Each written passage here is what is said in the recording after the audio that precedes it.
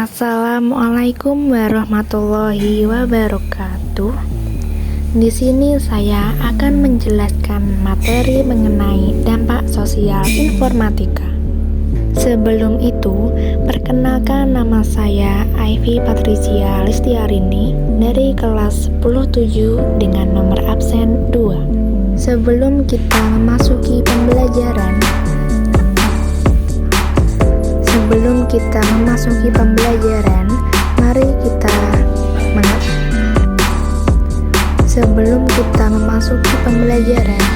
ayo baca tujuan pembelajaran kali ini. 1.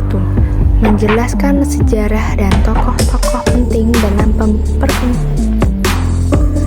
Sebelum kita memasuki pembelajaran, alangkah baiknya kita baca dulu tujuan pembelajaran kali ini. Yang pertama, menjelaskan sejarah dan tokoh-tokoh penting dalam perkembangan komputer. 2. Memahami aspek ekonomi dan hukum dari produk informatika. 3. Mengidentifikasi manfaat informatika untuk masa depan. 4. Memahami peran informatika dalam masyarakat. 5. Mengetahui profesi di bidang informatika. 6. Mengidentifikasi cara menggunakan teknologi dengan aman. Di tengah pesatnya perkembangan komputer dan teknologi saat ini, rasanya aneh ya jika menemui seseorang yang tidak tahu dan tidak pernah menggunakan komputer. Bagaimana tidak? Komputer sudah mengisi seluruh relung kehidupan kita, mulai dari digunakan untuk bekerja, belajar, hingga untuk bermain. Komputer sekarang ini juga sudah lebih canggih, dilengkapi fitur dan aspek yang dapat kita manfaatkan dalam kehidupan sehari-hari. Tapi, kamu penasaran gak sih bagaimana komputer berkembang dari masa ke masa? Yuk kita simak. Komputer adalah sekumpulan alat elektronik yang saling bekerja sama untuk menerima data, mengolah data, dan menampilkan data untuk pengguna. Komputer pertama kali ditemukan oleh seorang ilmuwan dan matematikawan asal Inggris bernama Charles Babbage di tahun 1822.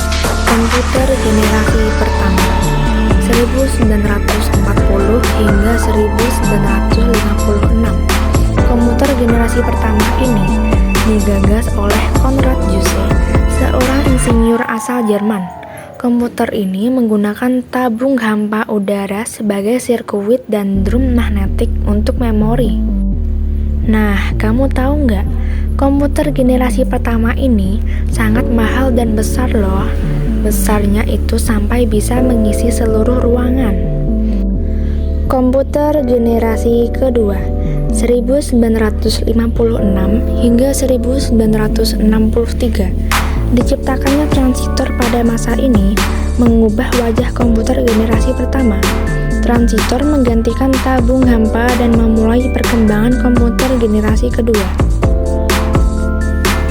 Secara umum, komputer generasi kedua sudah menggunakan bahasa pemrograman tingkat tinggi. Kapasitas memorinya sudah lumayan besar, tidak membutuhkan terlalu banyak listrik, dan proses operasinya sudah cepat. Komputer generasi ketiga 1964 hingga 1971. Pengembangan integrated circuit menjadi penanda komputer generasi ketiga. Dalam pemakaian komputer generasi kedua, transistor membuat komputer jadi cepat panas. Hal ini yang menyebabkan komputer generasi kedua mulai ditinggalkan.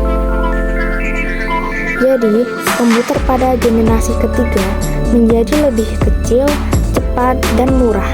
Pada komputer generasi keempat 1971 hingga sekarang, mikroprosesor menjadi terobosan dalam mendatangkan komputer generasi keempat dengan menyatukan ribuan IC ke dalam satu kiping silikon. Komputer generasi pertama yang besarnya hingga bisa mengisi seluruh ruangan. Komputer generasi keempat ini sudah muat dalam genggaman manusia. komputer generasi kelima, sekarang hingga masa depan. Nah, komputer generasi kelima ini adalah komputer yang kita gunakan, ditandai dengan munculnya LSI atau Large Scale Integration yang merupakan pemadatan ribuan mikroprosesor ke dalam satu mikroprosesor. Komputer generasi kelima ini juga ditandai dengan munculnya semikonduktor. Tujuan dari komputer generasi kelima ini adalah mengembangkan komputer yang dapat merespons suara bahasa dan dapat belajar secara sadar. Tokoh-tokoh penting informatika. Yang pertama yaitu Charles Babbage atau biasa dipanggil Bapak Komputer. Dia merancang mesin penghitung mekanis pertama. Yang kedua yaitu Alan Turing, Bapak ilmu komputer dan kecerdasan buatan, ahli matematika yang mencetuskan konsep mesin Turing, dasar dari komputer modern.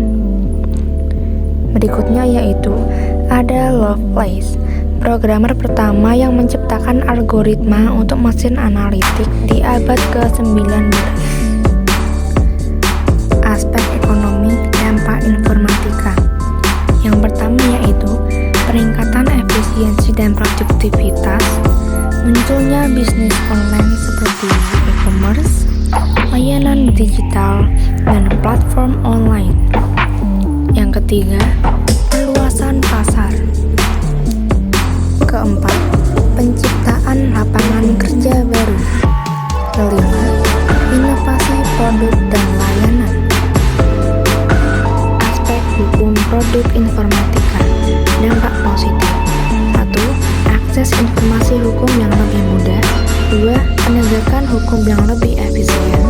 3. Transparansi dan akuntabilitas. 4. Mendukung modernisasi alat pertahanan. 5. Meningkatkan hubungan diplomatik. Dampak negatif. 1. Kejahatan siber. 2. Penyebaran hoaks dan disinformasi. 3. Perubahan perilaku. 4. Potensi penyalahgunaan. 5. Perkembangan regulasi yang tertinggal. Berikutnya, informatika untuk masa depan. 1. Meningkatkan akses informasi global. 2. Mengubah pola sosial dan budaya. 3. Mendorong inovasi teknologi.